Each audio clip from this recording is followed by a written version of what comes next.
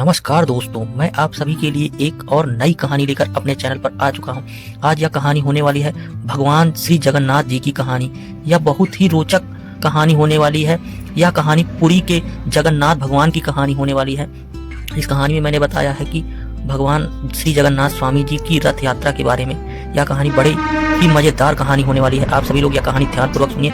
यह कहानी बहुत ही मजेदार होगी और प्रेरणादायक कहानी है।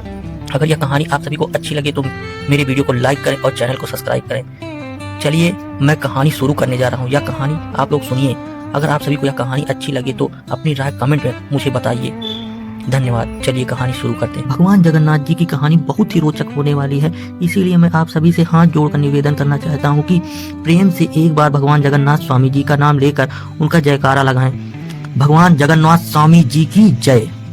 चलिए मैं शुरू कर रहा हूँ। जगन्नाथपुरी का रथ उत्सव विश्व प्रसिद्ध है, परंतु रथ उत्सव से कुछ दिन पहले जेठ पूर्णिमा के दिन भगवान जगन्नाथ प्रभु को 108 घड़े जल से स्नान कराने की प्रथा है। 108 घड़े जल से स्नान कराने के बाद भगवान जगन्नाथ बीमार पड़ जाते हैं। 15 दिन बीमार रहने के बाद जब ठीक होते हैं तब नैनाक्षर उत्सव मनाया जाता है। परंतु सोचने वाली बात यह है कि जो पूरे ब्रह्मांड का मालिक है, जिसके लिए इस पूरे ब्रह्मांड में कुछ भी ऐसा नहीं है जो नहीं किया जा सकता, वह बीमार कैसे पड़ सकता है। बीमार होना एक मानवीय घटना है। भगवान बीमार कैसे हो सकते हैं, इसके पीछे भगवान की एक बहुत प्यारी लीला है। भगवान जगन्नाथ का एक बड़ा ही अनन्य भक्त हुआ करता था। उसका नाम था माधव दास। जब माधव दास की पत्नी का देहांत हो गया तो वह पूरे समय भगवान जगन्नाथ जी की सेवा करता, मानो उसका पूरा जीवन उसने भगवान जगन्नाथ को लिख दिया हो। सेवा के बाद जो मिलता वह खाता और वहीं भगवान जगन्नाथ जी के मंदिर के पास अपनी कुटिया में सो जाता। सालों बीते पर माधव दास किसी भी दिन भगवान की सेवा से नहीं चूकता। दिन तो बहुत बड़ी बात है, वह किसी क्षण भी भगवान की सेवा से नहीं झुकता। जब माधव दास बूढ़ा हो चला तब वह बीमार रहने लगा। लोगों ने कहा, अब आराम किया करो, तुम बूढ़े हो गए हो और बीमार भी रहते हो। परंतु माधव दास किसी की नहीं सुनता, बस अपने प्रभु की सेवा में लगा रहता। एक बार की बात है, माधव दास बहुत बीमार हो गया। लोगों ने उससे कहा, वैद्य के पास जाओ, दवाई खाओ। परंतु माधव दास सबसे कहता, जिसके माथे पर हो जगन्नाथ का हाथ, उसे किस बात की चिंता, भगवान है ना, वह सब देख लेंगे। यही कहता और निरंतर अपनी प्रभु सेवा में लगा रहता। एक दिन वह अपनी कुटिया में बीमारी की वजह से बेहोश हो भूमि पर गिर पड़ा। तब प्रभु जगन्नाथ प्रकट हुए आम मनुष्य भेष में। उन्होंने माधव दास को उठाया, चारपाई पर लिटाया, फिर उसके पास रहकर ऐसे माधव दास की सेवा करने लगा मानो एक माँ अपने नवजात शिशु की सेवा करती हो। माथे पर पट्टी लगाकर उसका ज्वर कम करना, उसे काढ़ा पिलाना। माधव दास बहुत ही कमजोर हो गया था। उसकी सोचने समझने की शक्ति भी बहुत कम हो गई थी। धीरे धीरे जब माधव दास ठीक होने लगे तो एक दिन उन्होंने भगवान को पहचान लिया। पहचानते ही माधव दास प्रभु के सामने हाथ जोड़कर जोर जोर से रोने लगे। रोते हुए कहने लगे, प्रभु आप यह क्या कर रहे हैं?